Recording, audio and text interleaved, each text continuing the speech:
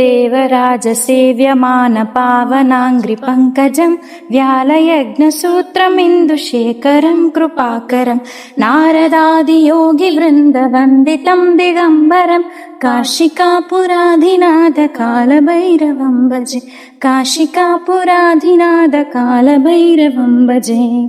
भानुकोटिभास्वरं भवाद्भितारकं परं नीलकण्ठमीप्सितार्धदायकं त्रिलोचनं कालकालमम्बुजाक्षमक्षशूलमक्षरं काशिकापुराधिनाथकालभैरवं भजे। काशिकापुराधिनाथकालभैरवं भजे।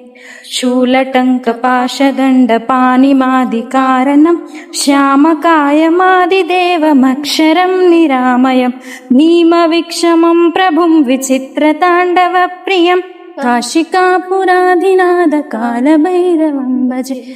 काशिकापुराधिनाथकालभैरवं भजे।